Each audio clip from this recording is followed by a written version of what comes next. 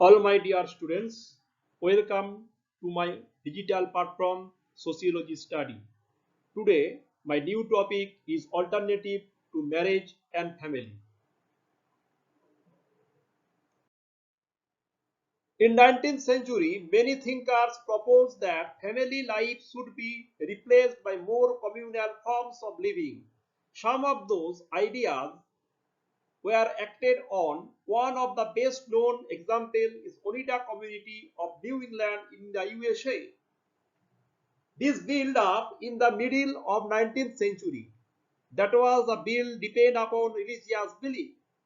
In this structure, every man was married, every woman, and all were supposed to be a parent to these community's children. Now, kibbuzim. Kibbuzim in Israel is the most important example of communal domestic life in present time. Kibbuzim is a community of families and individuals which cooperate in the raising of children. Most of the kibbutzim were originally collective farming enterprise, but now many have also moved into industrial production. There are more than 240 kibbutzim in Israel. There are near about 1 lakh members in all. Some are small but minimum 50 members in kibbutzim.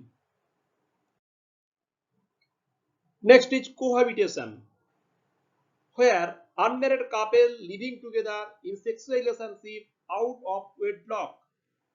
It has become increasingly widespread day after day in most Western societies.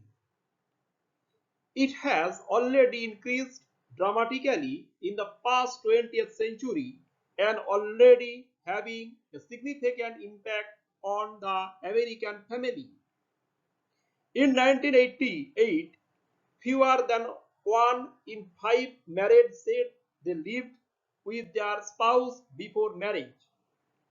The latest number shows that percentage has nearly doubled to 37. The increase is largely accounted for by behavior of young generation of America, those under age 50, a majority of whom, about 51%, say they live together before marriage. Among those over the age of 50, only 15% says they live with their spouse before getting married.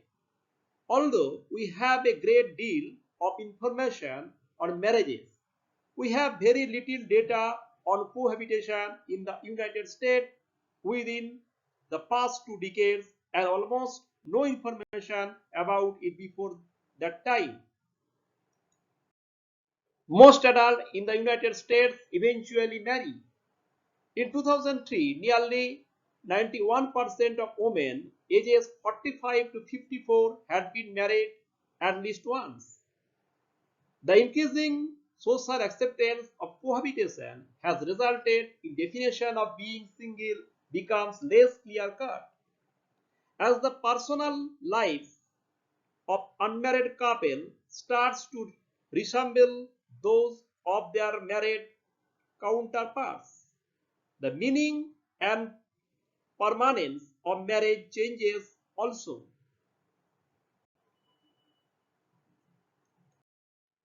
Many young people believe that living together before marriage is a good way to find out whether you really get along, which would prevent a bad marriage and eventually divorce. Presently, cohabitation in Britain seems to be for the most part of experimental stage before marriage. Young generations come to live together usually by drifting into it rather than through calculated planning. A couple who are already having a sexual relationship spend more and more time together, eventually giving up one or other of their individual homes. Young people living together almost always anticipate getting married at some date. but not necessarily to their current partners. Gay parents family. Nowadays, many homosexual men and women live in stable relationships as couples. Some gay couples have been formally married even if these ceremonies have standing in a law now. Technique of artificial insemination mean that gay women may start a family without any heterosexual contact. While virtually every gay family with children in Britain involves two women for a period in the late 1960s and early 1970s, social welfare agencies in several cities in the USA placed homeless gay teenage boys in the custody of gay male couple. Due to negative public reaction, the practice was stopped.